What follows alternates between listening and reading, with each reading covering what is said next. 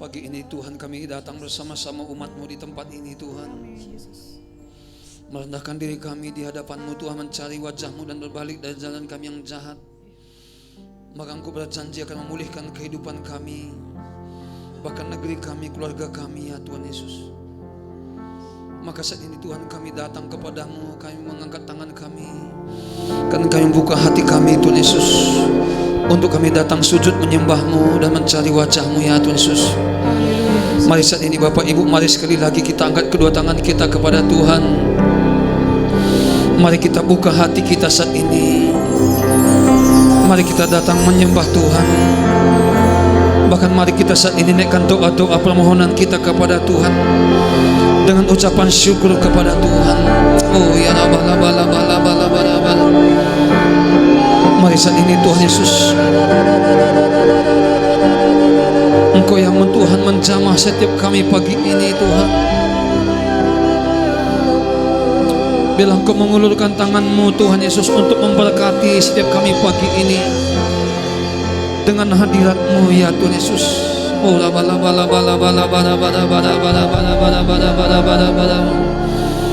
dan mari kami urapi setiap kami pagi ini Tuhan, untuk kami boleh menyembah-Mu. Bahkan sesungguhnya kami tidak tahu bagaimana cara kami berdoa ya Tuhan, tetapi Roh-Mu lah yang Tuhan berdoa bagi kami dengan keluhan-keluhan yang tidak terucapkan oleh kami ya Tuhan. Oh ya Rabbal.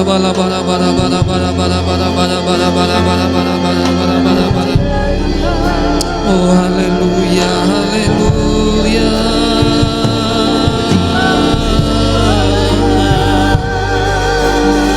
Haleluya.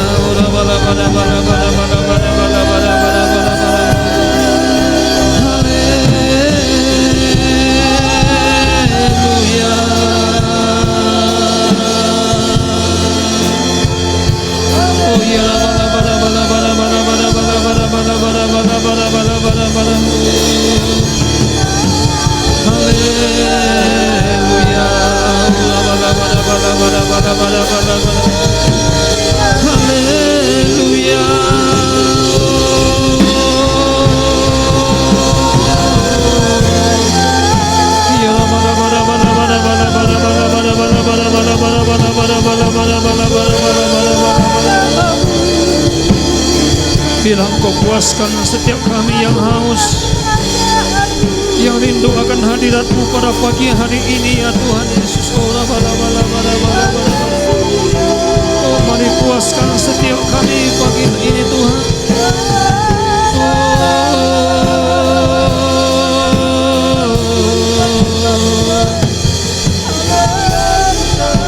Haleluya, haleluya.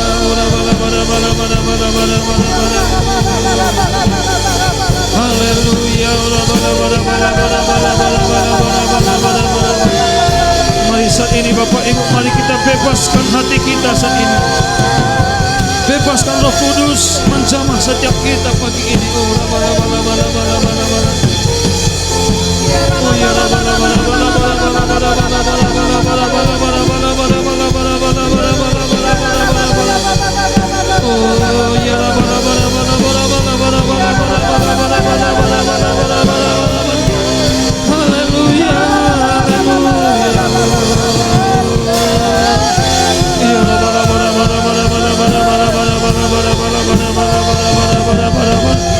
mari Kau penuhi setiap kami pagi ini Tuhan.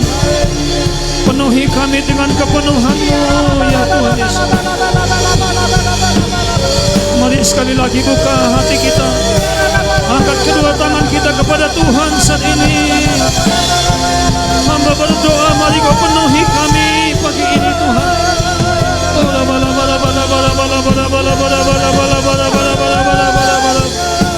Mari Roh Kudus. Haleluya.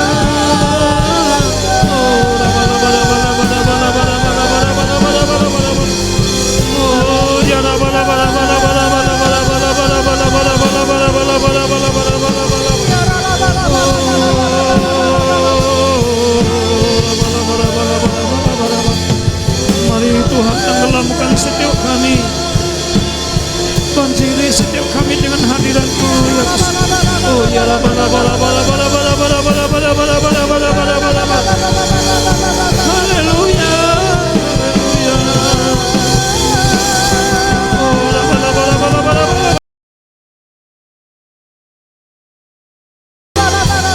Bila hadirat-Mu yang melepaskan yang terikat ya Tuhan. Hadirat-Mu yang membebaskan terbelenggu ya Tuhan dalam nama Yesus. Bahkan hadirat-Mu yang menyembuhkan yang sakit dalam nama Yesus. Oh, bahkan yang susah Kau hiburkan pagi ini Tuhan. Haleluya. Yang berat-berat Kau berikan kelegaan di dalam nama Yesus. Oh,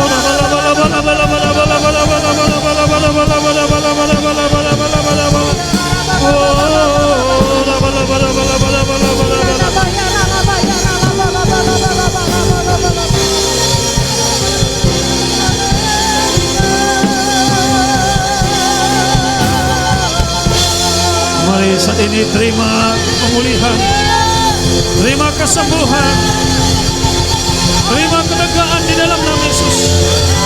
Terima dalam nama Yesus. Mari sekali lagi berikan tepuk tangan, sorak-sorai yang sungguh-sungguh buat Allah kita. Katakan haleluya. Bila segala pujian, hormat kami persembahkan kepadamu pagi ini Tuhan. Haleluya.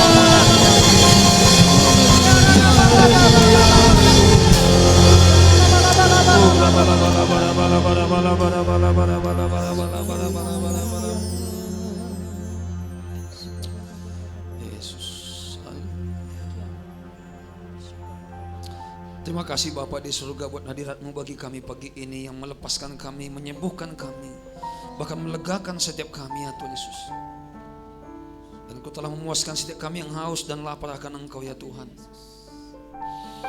Pagi ini Tuhan, sementara kami mendengar firman-Mu Tuhan, mari Kau urapi setiap kami, buat kami mengerti dan memahami, dan urapi kami sakus sampai yang terbatas ini ya Tuhan. Ini doa kami Tuhan, bagimu-lah pujian, hormat dan kemuliaan. Di dalam nama Yesus kau syukur, haleluya. Mari yang siap mendengar firman Tuhan bersama-sama kita katakan amin. Mari sekali lagi berikan tepuk tangannya kepada Allah kita. Haleluya. Silakan duduk Bapak Ibu. Saya ucapkan salam bagi kita semua. Bagaimana kabarnya semua? Sehat-sehat? Amin.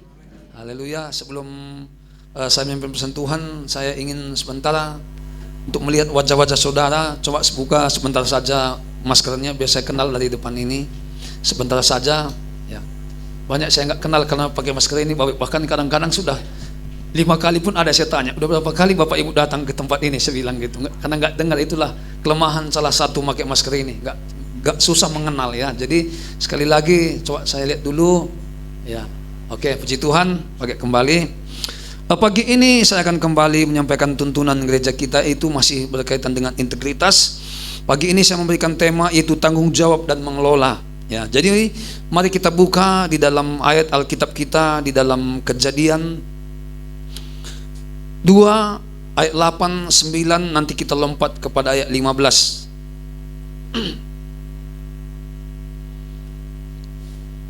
Kita baca bersama-sama ayat 8, 9 dan nanti lompat kita ayat 15. 2, 3, ya.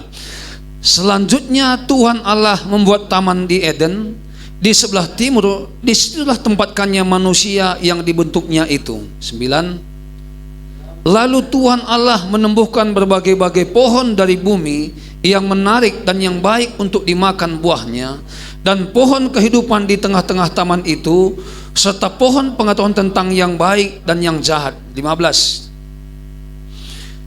Tuhan Allah mengambil manusia itu dan menempatkannya dalam taman Eden untuk mengusahakan dan memelihara taman itu. Katakan amin Bapak Ibu. Ayat ini mungkin sudah sering sekali kita dengar bagaimana Tuhan menciptakan langit bumi dan segala isinya, dan pada hari yang ke-6 maka Tuhan itu menciptakan Adam ya. Dan pada hari yang ke-6 Tuhan menciptakan Adam, lalu Tuhan menempatkan Adam, manusia itu di sebuah taman yang disebut dengan Taman Eden ya. Eden itu artinya Bapak Ibu adalah sukacita dan kenikmatan atau kesenangan dan sebagainya. Eden itu juga itu berbicara tentang tempat tinggal atau rumah ya. Berarti kalau kita kaitkan di mana kita berada sekarang ini juga, Ini bisa juga kita sebut adalah Eden, tetapi Taman Eden yang sudah dicemari, yang sudah rusak. Jadi Tuhan mengatakan kepada Adam, usahakanlah. Ya, arti kata usahakan ini artinya melayani, atau peliharalah artinya melindungi. Ya, ini adalah tugas dan tanggung jawab manusia untuk mengelola bumi dan segala isinya, Bapak Ibu. Tetapi kita perhatikan, sejak manusia itu jatuh dalam dosa, maka Adam itu tidak ada lagi kemampuan untuk melayani, untuk memelihara, itu di mana sukacita yang terus-menerus itu ada pada manusia. Bahkan kenikmatan yang terus-menerus itu tidak ada lagi pada manusia. Tetapi akibat manusia itu jatuh dalam dosa, maka yang namanya sukacita, kenikmatan, damai sejahtera itu sudah mulai hilang daripada kehidupan manusia. Bahkan bumi itu tidak lagi memberikan hasil yang terbaik kepada Tuhan. Kalau kita lihat bagaimana kalau kita lihat dalam Kejadian 3, setelah Adam itu jatuh dalam dosa, maka apa yang terjadi? Tanah pun itu terkutuk oleh karena Adam jatuh dalam dosa. Maka manusia itu sudah mulai memiliki kehilangan kemampuan untuk melindungi, untuk memelihara, bahkan mengelola bumi ini. Sehingga manusia kehilangan sukacita, kehilangan damai sejahtera dalam kehidupannya. Bahkan bumi itu rusak oleh karena penduduknya, dikatakan dalam Yesaya 24. Kalau nggak salah itu ayat 6.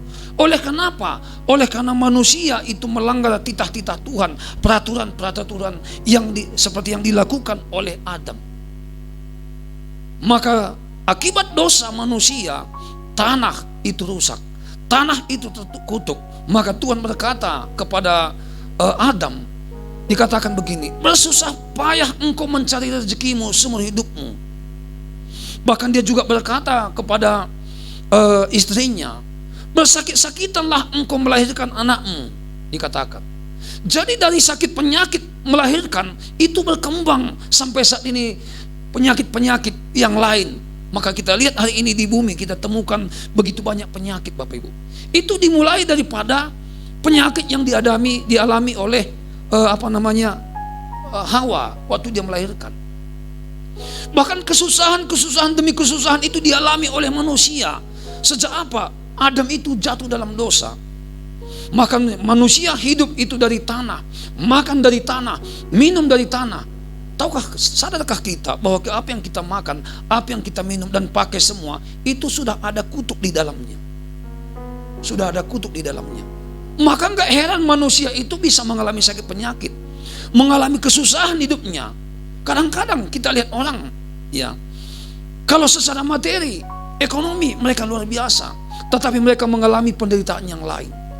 Mereka tidak pernah mengalami yang namanya damai atau sukacita dalam hidupnya. Kenapa? Itu semua daripada akibat dosa.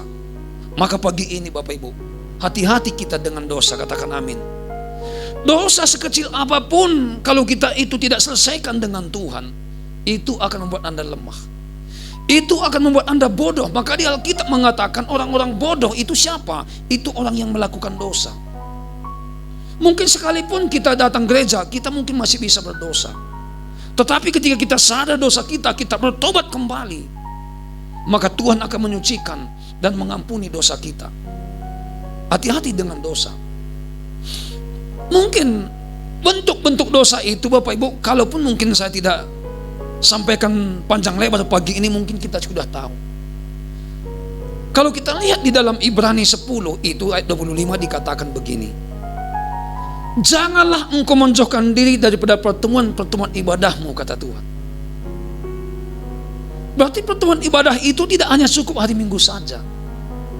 Karena Tuhan sudah memberikan contoh melalui gereja mula-mula di dalam Kisah Rasul 2, di mana gereja mula-mula itu setiap hari mereka ada berkumpul di bait Allah, di gereja zaman sekarang.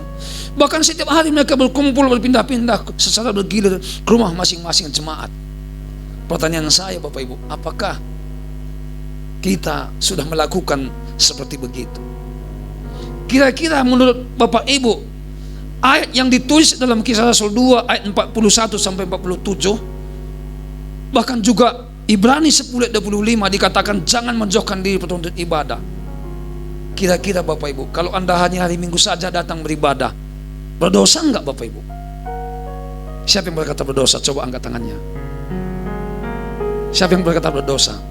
Yang berkata tidak berdosa, coba angkat tangannya. Semua bingung. Amin. Jadi yang angkat tangan pun enggak ada, kan bingung semua, kan begitu. Tapi tahukah saudara, sering sekali kita manusia itu, maka kita menganggap enggak berdosa, tidak menghadiri pertuntunan ibadah Bapak Ibu, karena kita membangun itu kebenaran kita sendiri. Di dalam Roma tertulis itu, manusia itu membangun kebenarannya sendiri. Padahal pada hakikatnya bukan begitu.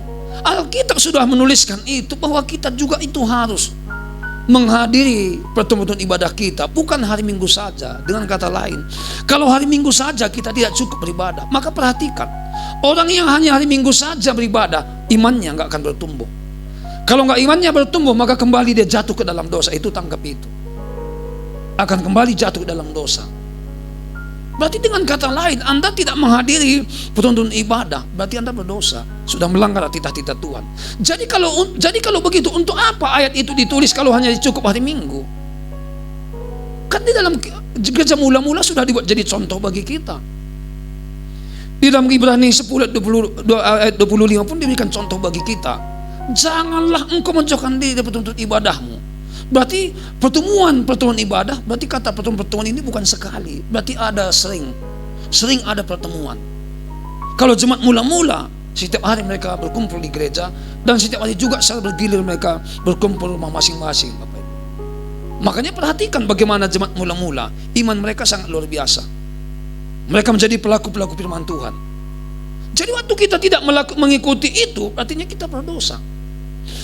Kalau kita lihat tahun ini, tahun Sabat, kalau kita baca dalam Keluaran dikatakan 6 tahun lamanya engkau mengusahai ladangmu, pada hari ke-7 itu harus berhenti. Jadi kalaupun tumbuh hasilnya, Tuhan berkata jangan kau tuai, berikan itu kepada orang miskin. Dan ayat 14-nya lagi dikatakan 6 hari lamanya engkau bekerja, pada hari ke-7 engkau harus datang beribadah kepadaku untuk menyucikan, menguduskan setiap hasil yang kita peroleh selama 6 hari kita bekerja. Kalau kita bandingkan tahun Sabat di dalam Perjanjian Baru zaman sekarang ini, kan gak mungkin kita ada tanah kita suruh berhenti 1 tahun, gak akan mungkin, kan begitu.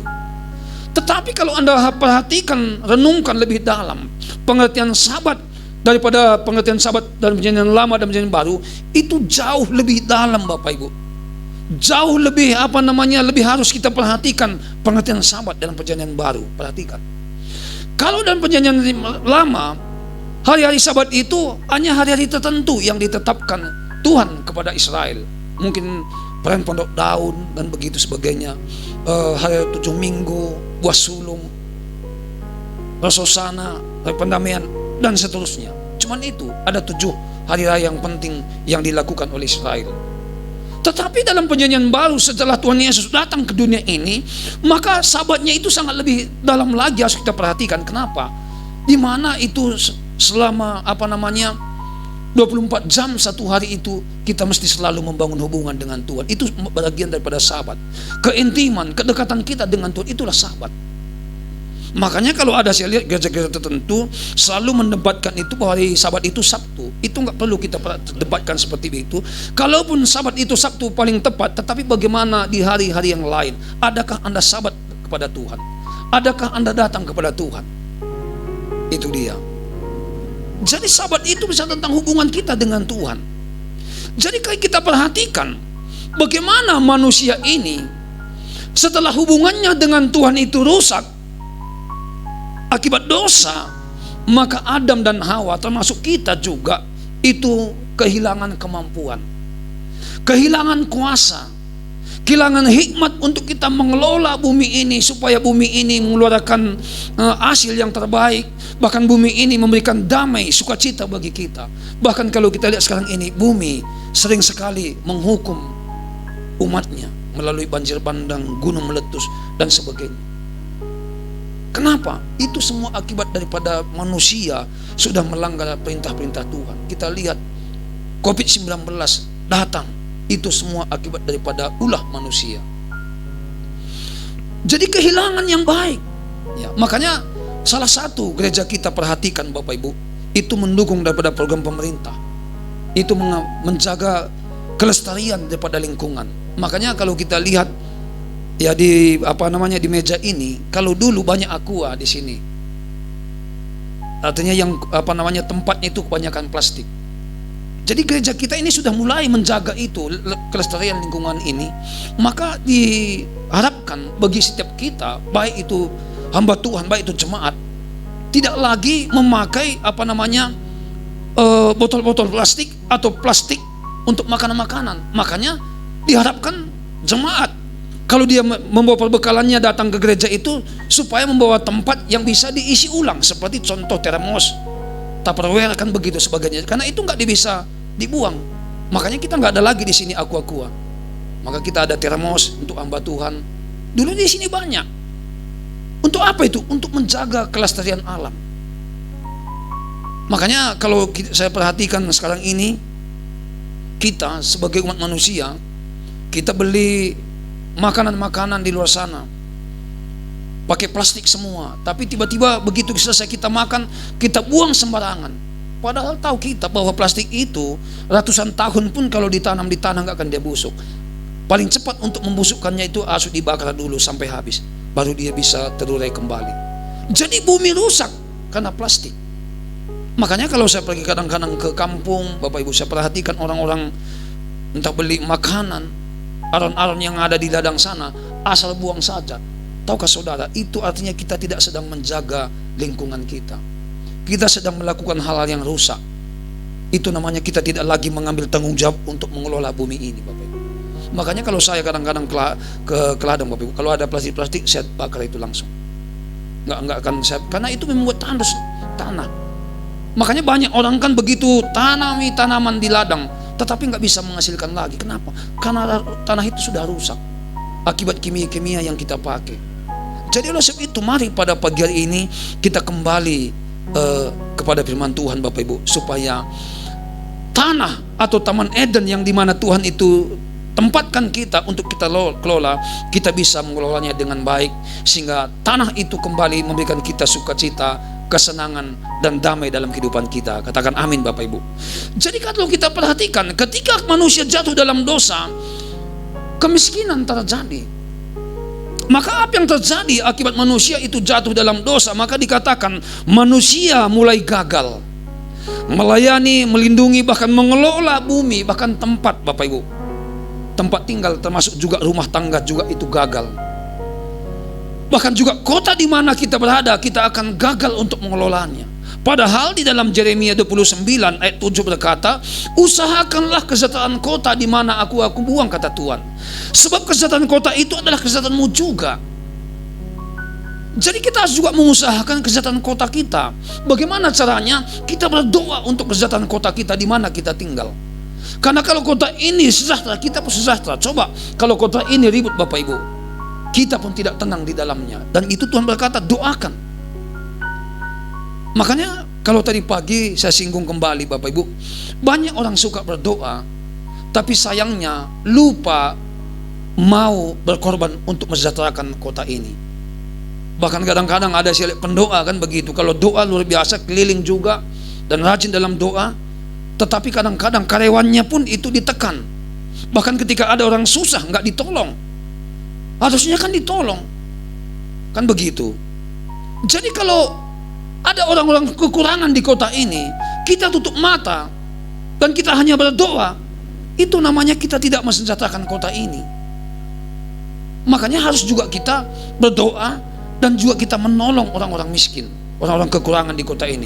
Ini kita sudah bisa dikatakan mensejahterakan kota ini. Tidak cukup hanya berdoa saja. Jadi bagaimana supaya kota ini bisa kita sejahterakan? Itu mesti dimulai dari gereja kita, Bapak Ibu. Makanya gereja juga itu harus kita sejahterakan. Coba kita perhatikan di dalam Hagai 1 ayat 4 sampai 11 ya. Jadi selain kota, rumah ibadah atau gereja itu harus kita sejahterakan, harus kita bangun. Bagaimana mungkin gereja kita di sini belum sejahtera, kita mensejahterakan luar sana? Enggak akan mungkin. Itu dimulai dari gereja. Jadi dikatakan begini, perhatikan. Apakah sudah tiba waktunya bagi kamu untuk mendiami rumah-rumahmu yang dipapani dengan baik, sedang rumah ini, maksudnya gereja ini, tetap menjadi runtuhan? Oleh sebab itu, beginilah firman Tuhan semesta alam, perhatikanlah keadaanmu. Kamu menabur banyak, tetapi membawa pulang hasilnya sedikit. Kamu makan, tetapi tidak sampai kenyang. Kamu minum, tetapi tidak sampai puas. Kamu berpakaian, tetapi badanmu tidak sampai panas. Dan orang yang bekerja untuk upah, ia bekerja untuk upah yang ditaruh dalam pundi-pundi yang berlobang. Terus, beginilah firman Tuhan semesta alam, perhatikanlah keadaanmu. Sampai 2 kali diulang Bapak Ibu. Jadi naiklah ke gunung, bawalah kayu, dan bangun rumah itu, maka aku akan berkenan kepadanya, dan aku akan menyatakan kemuliaanku di situ, firman Tuhan. Kamu mengharapkan banyak, tetapi hasilnya sedikit.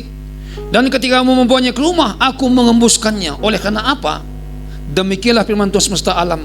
Oleh karena rumahku, kata Tuhan, gereja Tuhan, yang tetap menjadi runtuhan, sedang kamu masing-masing sibuk dengan urusan rumahnya sendiri. Perhatikan itu. Dikatakan begini Bapak Ibu, kita ini cenderung itu mengasihi diri sendiri. Kita itu hanya sibuk dengan urusan rumah kita. Segala sesuatunya untuk rumahku, untuk rumahku, untuk aku. Tetapi kita lupa untuk membangun rumah Tuhan. Maka Tuhan berkata, perhatikanlah keadaanmu. Kamu menabur banyak, hasilnya sedikit. Kamu berpakaian, badanmu tidak sampai panas. Kamu makan, tetapi tidak sampai kenyang. Kenapa Bapak Ibu? Kita berpakaian tidak panas, artinya sudah sakit penyakit datang. Makan tidak kenyang, padahal kita makan, itu artinya sudah sakit penyakit datang. Dan kamu membawa hasilnya, dan kamu taruh dalam pundi-pundi yang berlubang. Tahu pundi-pundi berlubang itu Bapak Ibu? Kita simpan uang kita, mungkin di bank, atau mungkin kita investasi, mungkin kita beli rumah, beli tanah dan sebagainya. Tetapi ujung-ujungnya itu habis. Entah itu sakit penyakit datang, entah itu mungkin dicuri orang lain dan sebagainya, entah mungkin mengalami kerugian dalam usaha kita, macam-macam dan sebagainya. Dan dikatakan lagi ayat 9 tadi, kamu membawanya ke rumah, kamu harapkan banyak tetapi hanya sedikit, dan ketika kamu membawanya ke rumah, aku menghembuskannya, kata Tuhan. Oleh kenapa? Karena rumah Tuhan itu tetap menjadi dalam Tuhan. Kita tangkap ini Bapak Ibu. Kita sebelum COVID sudah memberikan janji iman. Sudahkah kita peduli dengan janji iman yang kita janjikan dulu? Sudahkah kita bayar itu janji kita? Nasar itu Anda sudah berutang. Kalau Anda bernasar Anda tidak genapi, itu Anda sudah dosa di hadapan Tuhan. Kalau Anda sudah berdosa di hadapan Tuhan, maka tanah-tanah Anda bisa terkutuk. Ada 3 membuat kita bisa kena kutuk Bapak Ibu. Pertama itu dosa pembunuhan seperti Kain dan Habel. Maka tanah itu terkutuk kepada Kain. Susah dia mencari rezekinya. Kedua, ketika kita beribadah tetapi kita tidak berani memberikan yang terbaik kepada Tuhan, kita sungkan memberikan terbaik kepada Tuhan. Sekalipun mungkin kepada Bapak Ibu diberikan itu persembahan pembangunan, Anda hanya memberi hanya sekedar saja, asal tidak kosong saja. Tetapi Anda memberikan persembahan pembangunannya itu asal-asalan saja, dan itu juga membuat tanah terkutuk. Yang ketiga, ada yang membuat bisa tanah terkutuk, itu pernikahan. 3 pesan ini selalu Tuhan ulang-ulang bagi Israel. Karena dikatakan janganlah engkau datang beribadah dengan tangan kosong atau dengan tangan hampa.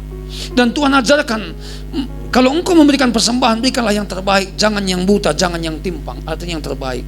Tetapi pada umumnya Bapak Ibu, kita ini kebanyakan yang tidak baik kita persembahkan kepada Tuhan, bukan yang baik. Jadi mari perhatikan ini, kalau kita ingin tanah-tanah kita itu dipulihkan, Taman Eden Tuhan di mana berikan bagi kita, supaya itu memberikan hasil yang terbaik, memberikan sukacita, kesenangan. Mari perhatikan yang ketiga ini tadi. Pertama, perhatikan itu persembahan Bapak Ibu kepada Tuhan. Kedua, perhatikan itu pernikahan. Ketiga, jangan Anda membunuh. Itu yang mungkin kita tidak membunuh secara fisik, tetapi juga bisa kita membunuh secara rohani. Orang lain kita bunuh secara rohani, dan itu membuat tanah-tanah kita itu terkutuk. Amin Bapak Ibu. Jadi bagaimana caranya ini Bapak Ibu, untuk kita bisa kembali? Jadi kalau kita lihat tadi dalam Kejadian 3 ayat 16 itu tadi, manusia jatuh dalam dosa, maka mereka gagal melindunginya, Bapak Ibu. Terus yang berikutnya, akibat manusia jatuh dalam dosa, manusia itu terpisah dengan Allah. Orang yang terpisah dengan Allah, maka semuanya dia akan kehilangan. Dia akan tidak memiliki lagi kemampuan untuk mengelola dengan cara yang benar, Bapak Ibu. Hikmat pengetahuannya itu akan hilang ketika dia terpisah dengan Allah. Anda perhatikan nabi-nabi di Alkitab, bahkan raja-raja yang memerintah.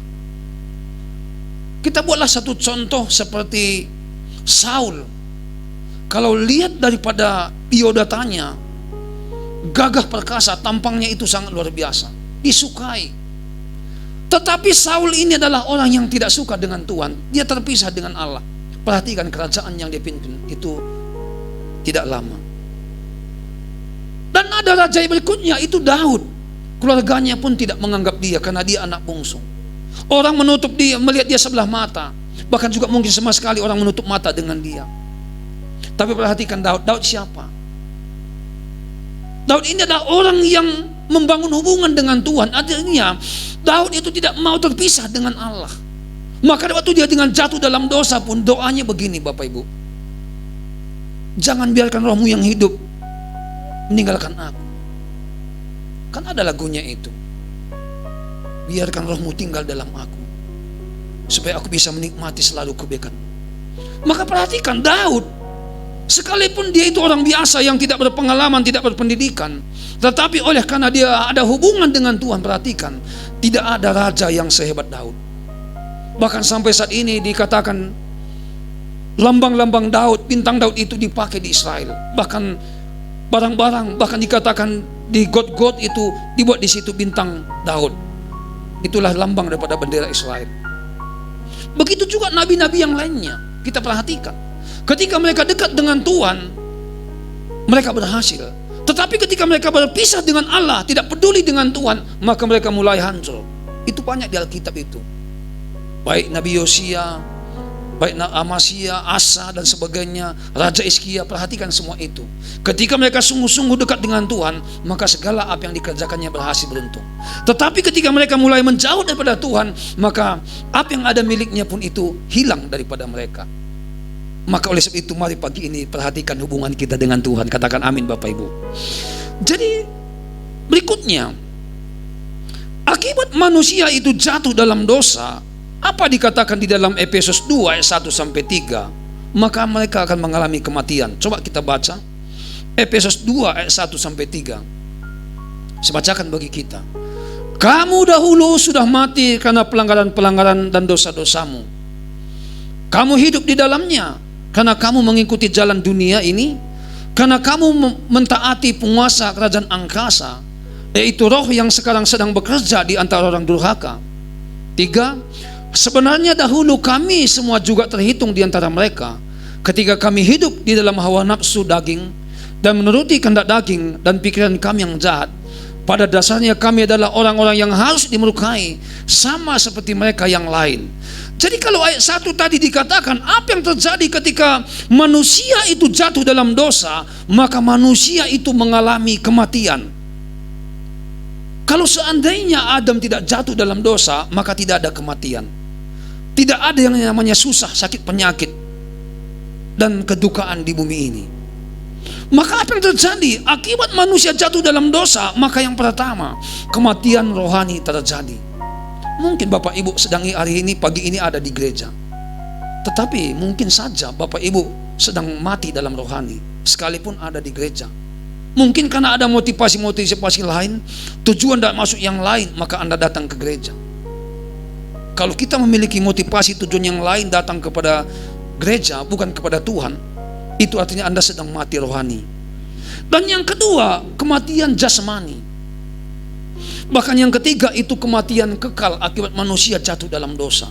Kematian kekal ini sampai selama-lamanya itu akan dihukum di neraka, karena neraka itu adalah gambaran daripada kematian kekal. Perhatikan Bapak Ibu. Maka sekali lagi saya katakan, hati-hati dengan dosa. Bersama-sama kita katakan 2, 3 ya. Hati-hati dengan dosa. Katakan pada sebelahnya, hati-hati dengan dosa. Sekecil apapun itu dosa, itu harus kita hati-hati. Makanya jangan Anda menganggap enteng. Jangan menganggap enteng Bapak Ibu. Jangan bangun kebenaran sendiri, tetapilah kita dibangun oleh kebenaran firman Tuhan. Katakan amin.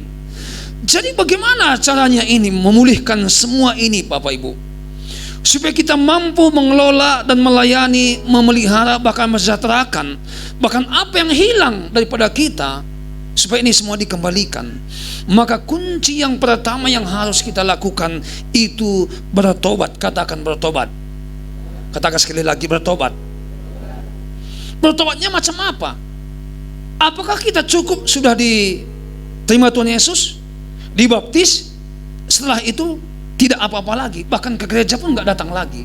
Kalau itu namanya bukan bertobat, bahkan itu mencobai Tuhan. Mencobai Tuhan itu sama dengan juga dosa Bapak Ibu, menghina Tuhan kalau boleh saya katakan. Anda dibaptis, tetapilah dibaptis nggak datang lagi ke gereja, nggak sungguh-sungguh, itu Anda sedang menghina Tuhan. Kalau Anda menghina Tuhan, kembali lagi Anda jatuh dalam kematian rohani, kematian kekal, yaitu neraka. Makanya kita ini tidak hanya sekedar jadi Kristen, itu harus bersungguh-sungguh Bapak Ibu. Maka kita perhatikan. Jadi dikatakan dalam Kisah Rasul 2 ayat 38, perhatikan. Kisah Rasul 2 ayat 38, apa dikatakan di sana? Coba kita baca bersama-sama, 2, 3, ya.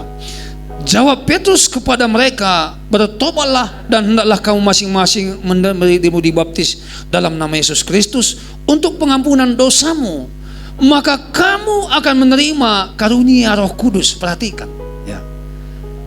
Pagi ini saya menyampaikan begini Bapak Ibu, saya tidak mengajar kita itu, tapi kalaupun saya bilang tidak mengajar kalian, tetapi ini sekaligus juga itu kita mengajar itu teologi kemakmuran. Memang teologi penderitaan dan kemakmuran itu memang dia harus sama-sama. Perhatikan. Karena kalau saya perhatikan ya, setiap terjadi satu kebangunan rohani di satu daerah, maka yang nampak sekali saya lihat itu adalah kesejahteraan secara ekonomi juga. Coba perhatikan, kira-kira lebih kurang 40 tahun yang lalu itu Korea Selatan. Tahun 1984 mereka mengalami kebangunan rohani. Dulu kita dengar itu Korea Selatan itu perang. Perhatikan, ketika terjadi kebangunan rohani, artinya pertobatan itu sungguh-sungguh, maka Korea Selatan itu dipulihkan dan diberkati oleh Tuhan. Bahkan Anda perhatikan alat-alat yang kita pakai komunikasi, handphone dan sebagainya, kulkas, mejekom dan sebagainya, banyak alat-alat elektronik itu datang dari sana, dari Korea Selatan. Dan kita perhatikan ekonomi mereka diberkati. Bahkan gereja terbesar di dunia itu adalah di Korea Selatan. Terbanyak mengirim misionaris itu Korea Selatan, Amerika itu kalah. Dan kira-kira 20 tahun yang lalu juga ada satu daerah di Almolonga. Dia itu persis daerahnya seperti daerah Tanah Karo, pertanian, memiliki penduduk lebih kurang pada waktu itu 19.000 jiwa.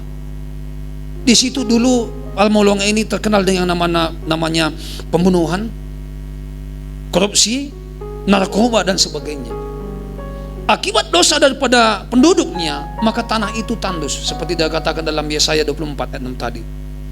Waratal hanya sebesar begini Bapak Ibu. Itu dialami miskin mereka. Tetapi kalau nggak salah itu tahun 1995 terjadi kebenaran rohani di sana. Dulu waratal sebesar begini, tetapi setelah terjadi di sana pertobatan sungguh-sungguh daerah itu, maka waratal itu sebesar daripada betis kaki kita. Saking suburnya tanah ini.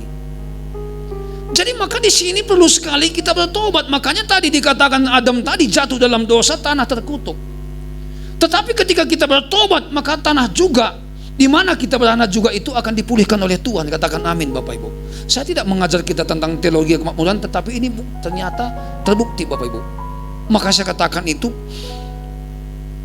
penderitaan bahkan juga kemakmuran itu berjalan bersama-sama. Ketika kita mengikuti perintah Tuhan, kita bertobat sungguh-sungguh, mungkin penderitaan yang kita hadapi karena mungkin banyak olok-olokan, ejekan. Ketika kita hidup sesuai dengan kebenaran firman Tuhan, kita diejek, kita menderita.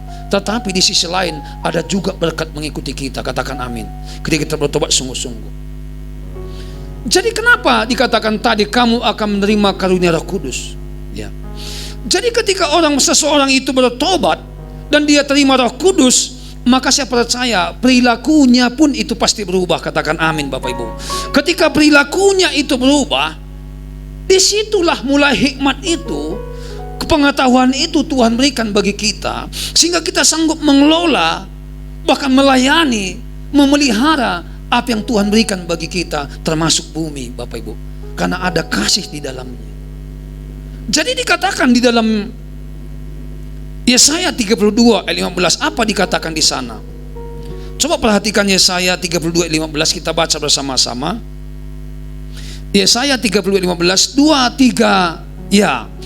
Sampai dicurahkan kepada kita roh dari atas, maka padang gurun akan menjadi kebun buah-buahan, dan kebun buah-buahan itu dianggap hutan. Perhatikan Bapak Ibu, ketika Roh Kudus itu dicurahkan, maka padang gurun itu akan berubah menjadi kebun buah-buahan. Apakah salah satu pengertian ayat ini, Bapak Ibu? Sebelum kita bertobat, kita ikut dalam dosa, bukankah hidup kita ini seperti padang gurun, Bapak Ibu? Hati kita ini, tanah hati kita ini, Bapak Ibu, seperti padang gurun.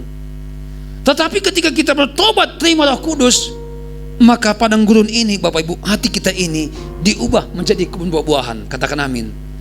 Artinya itulah perilaku tadi, dan menghasilkan buah-buah yang baik, kesetiaan, ketaatan, kelemah lembutan, penguasaan diri, dan sebagainya. Dengan kata lain, kita dipenuhi oleh kasih, kan begitu. Dan ketika Roh Kudus dicurahkan, bahkan kebun buah-buahan pun itu dijadikan Tuhan menjadi hutan buah-buahan. Perhatikan, yang lebat. Jadi dengan kata lain, ketika Roh Kudus dicurahkan dalam kehidupan kita, yang tidak mungkin itu mungkin bagi Tuhan. Katakan amin, Bapak Ibu. Yang tidak masuk akal kita, tetapi itu terjadi nyata. Oleh karena apa? Oleh karena kuasa Roh Kudus. Bagaimana Roh Kudus itu dicurahkan? Kuncinya mesti bertobat. Katakan bertobat. Tuhan Yesus berkata di dalam Yohanes 7 ayat 37 sampai 39, apa dikatakan di sana? Coba kita perhatikan.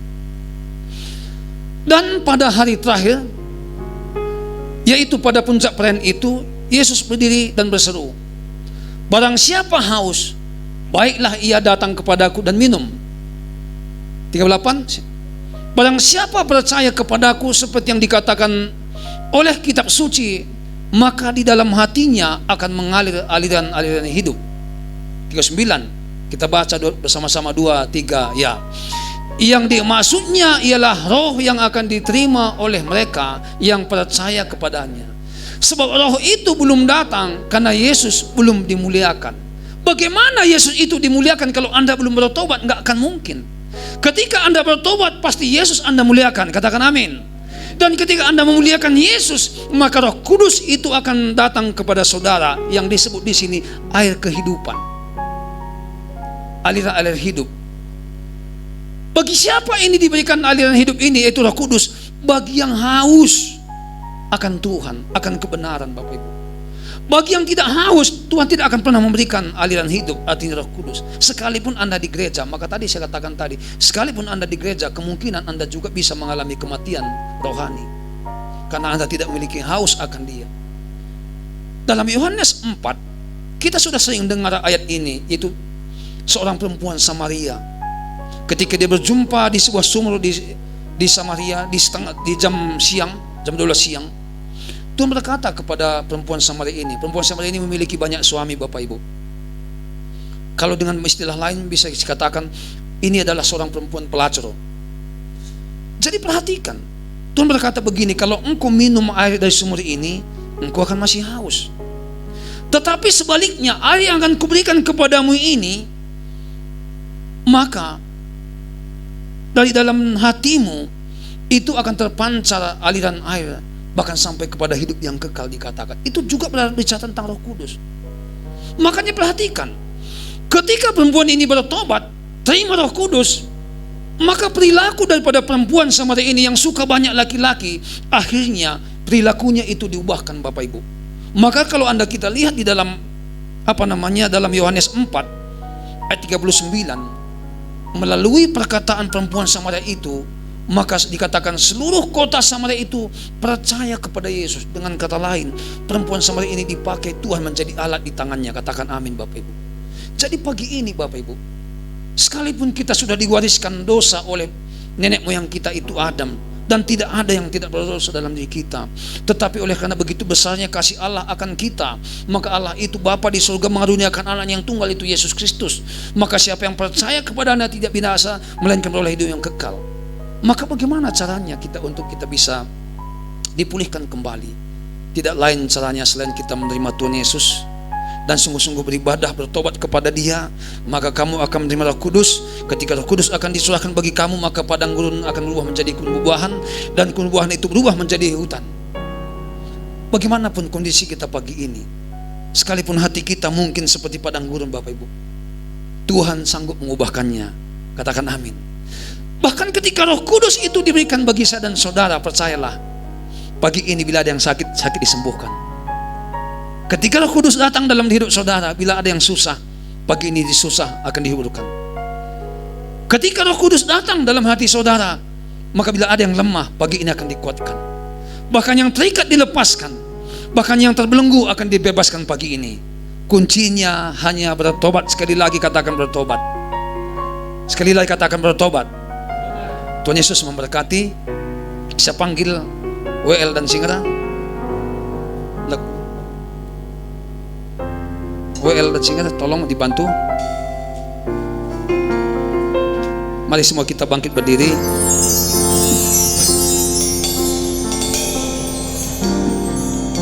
Betapa aku mencintai. Terima kasih Tuhan Yesus buat firman-Mu pagi ini. Mari Kau materaikan dalam lubuk hati kami ya Yesus. Bila firman-Mu Tuhan senantiasa berbicara bagi kami pagi ini, sehingga kami boleh bertobat sungguh-sungguh, supaya kami boleh menerima karunia Roh Kudus, sehingga Roh Kudus akan mengubahkan perilaku kami, sehingga tanah-tanah yang kami tempati itu akan berubah ya Tuhan, menjadi kebun buah-buahan ya Tuhan. Terima kasih Bapa di surga.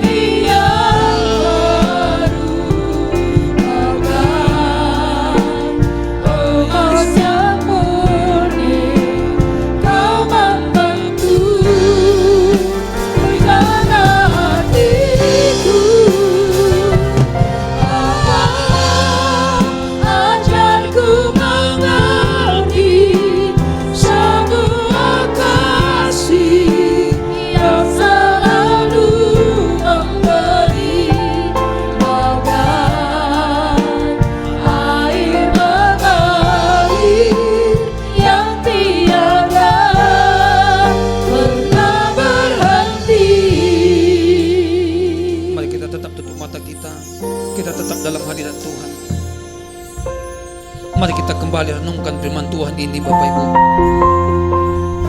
Adam jatuh dalam dosa oleh karena tidak taat firman Tuhan, maka tanah terkutuk. Dia kehilangan kemampuan untuk mengelola, bahkan memelihara, melindungi. Pagi ini Bapak Ibu, mungkin kita saat ini mengalami sedang kesusahan dalam hidup ini. Mungkin coba kita renungkan kembali, mungkin ada dosa yang kita sedang hidupi saat ini. Mungkin kita berkata, aku tidak membunuh, tidak mencuri dan sebagainya. Tetapi perhatikan bagaimana antusias, semangat Anda datang beribadah kepada Tuhan. Bukankah firman Tuhan, janganlah engkau menjauhkan diri dari peruntukan ibadahmu.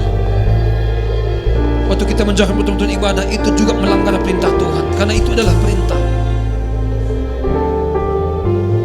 Tanah tandus oleh karena umatnya, penduduknya yang berdosa. Mari kita renungkan pagi ini Bapak Ibu. Kira-kira 30 tahun yang lalu Bapak Ibu, saya sudah sering lalu lalang di kota ini.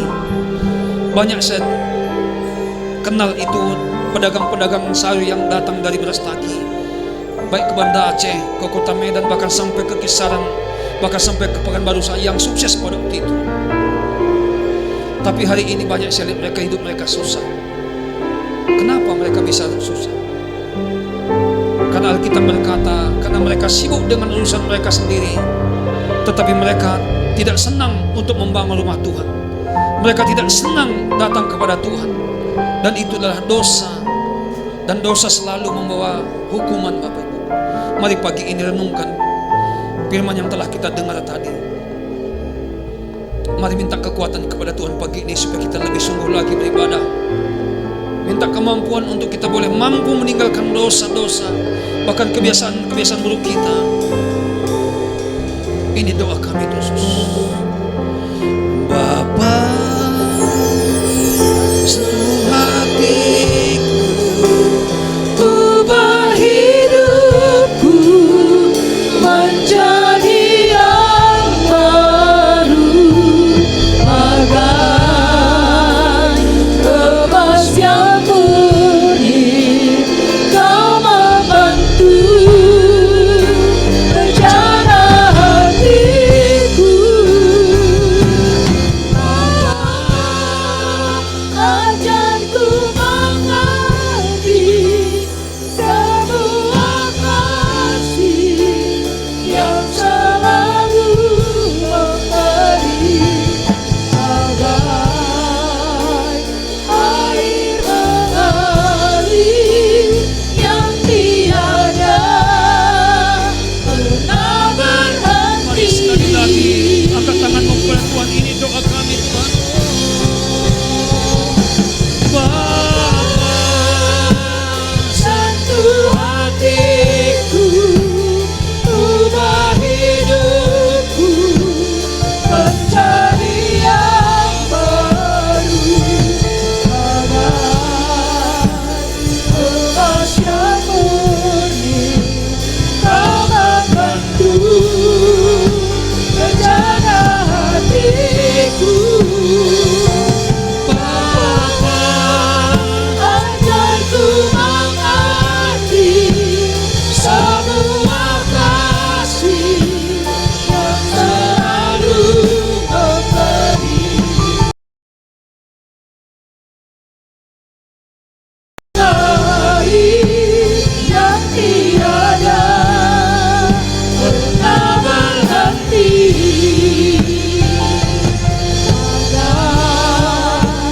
air mengalir yang tiada pernah berhenti, bagai air mengalir yang tiada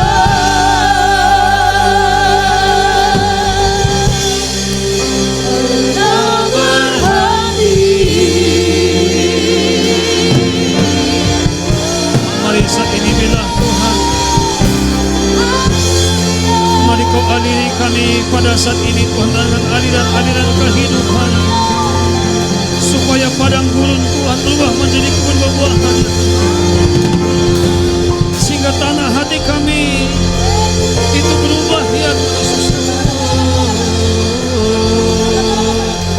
Mari sekali lagi Roh Kudus urapi kami.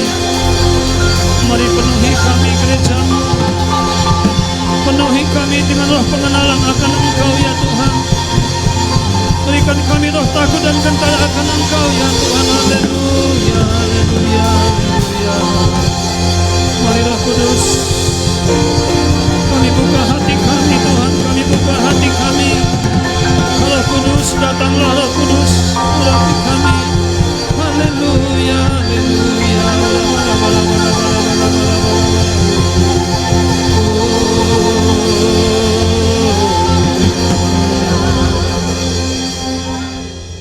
Terima kasih Tuhan. Amba berdoa pada pagi hari ini Tuhan, Engkau memberkati semua sidang jemaat yang ada di tempat ini berlimpah-limpah.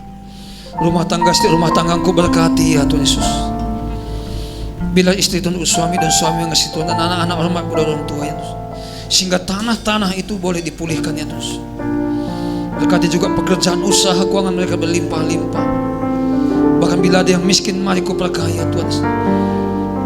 Berikan roh takut dan gentar akan Engkau Tuhan, sehingga tanah-tanah tempat kami tinggal, tanah-tanah tempat kami usaha itu boleh diberkati, menghasilkan buah yang membawa kami sukacita, bahkan kesenangan bagi kami. Berkati juga kota dan bangsa kami, pulihkan negeri kami, pulihkan bumi Indonesia ini untuk berlimpah-limpah. Bila penduduknya Tuhan, Kau berikan pertobatannya Tuhan, berikan roh takut dan gentar akan Engkau Tuhan, sehingga tanah ini, negeri kami menghasilkan buah ya Tuhan. Berkati juga Tuhan Presiden Wakil Presiden kami, seluruh jajaran Indonesia maju, para menteri semua, DPR MPR Tuhan, bahkan setiap gubernur, wali kota, bupati, camat, kepala desa, RT semua, mulai dari Sabang sampai Merauke Tuhan, Kau berkati. Berikan roh takut dan gentar akan Engkau Tuhan, untuk jalan roda pemerintahan sebagaimana mestinya. Terima kasih Bapa di surga. Engkau juga memberkati tanah Karo ya Tuhan. Pulihkan pemimpin kami yang ada di tanah Karo ini Tuhan. Dan Kau juga Tuhan menjauhkan dari bangsa kami segala roh perpecahan, bahkan gerakan radikalisme, intoleransi Tuhan, terorisme. Kami bersepakat malam ini, pagi ini Tuhan, kami menghancurkan di dalam nama Yesus. Pakai juga TNI dan Polri Tuhan, Densus 88 untuk mengamankan bangsa ini Tuhan. Dan juga mengangkat tangan kami, kami berdoa bagi pemimpin rohani kami, berkati hamba-Mu Tuhan, Pendeta Dr. Isyo Nikoto Harjo Tuhan, beserta 4 wakilnya. Bahkan pembina kami, keluarga bersama dan pelajar Pendeta Era Bambayonan Tuhan, berkati hamba-Mu ini Tuhan Yesus. Bahkan Kau memberkati hamba-Mu Pendeta Dalil Ibrahim Tuhan, beserta seluruh pastor eksekutifnya Tuhan Yesus. Tambah-tambahkan anugerah-Mu bagi hamba-Mu ini Tuhan. Juga bagi kami gereja di tempat ini, Kau juga tambah-tambahkan terus kasih karunia, anugerah-Mu bagi kami limpah-limpah ya Tuhan Yesus. Dan kami angkat tangan kami, kami berdoa bagi Kota Kudus Yerusalem. Mari kita angkat kedua tangan kita. Salam Yerusalem, kiranya sejahtera, sentosa, bila tudi, memberkati berlimpah-limpah lingkup kuat tembok dan puri-puri besar ini. Dan kiranya diberkati dalam mencintai-Mu di dalam nama Yesus. Bahkan kalau juga sementara umat-Mu Tuhan memberikan persembahan, bila umat memberikan yang terbaik, bukan yang cacat, bukan yang buta, bukan yang timpang, tapi yang terbaik. Baik itu persembahan persepuluhan, diakonia, misi, pembangunan, persembahan sosial, itu bahkan janji iman. Engkau memberkati tangan yang berlimpah-limpah Tuhan Yesus. Kami percaya apa yang kami beri Tuhan tidak akan hilang. Kau jangan sanggup memberikannya berlipat-lipat kali ganda ya Tuhan. Ketika kami memperhatikan tempat kudus-Mu, ketika membangun rumah-Mu Tuhan, maka Engkau akan memberkati ya Tuhan. Terima kasih Bapak. Bahkan sementara kami berpisah satu sama lain ke tempat ini, kiranya Engkau menutup unggus perjalanan sidang jemaat-Mu Tuhan. Dan hamba berdoa kiranya Engkau bukakan tingkap-tingkap langit dan pintu surga bagi kami, dan curahkan berkat pemberian-Mu bagi kami pagi ini, dan ulurkan tangan-Mu. Mari kita angkat kedua tangan kita pada Tuhan. Terimalah dan bawalah pulang anugerah, berkat dan damai sejahtera, bahkan sukacita berlimpah-limpah adalah Bapa, kasih yang sempurna daripada Tuhan Yesus, bahkan persekutuan yang manis bersama Roh Kudus itu yang menyertai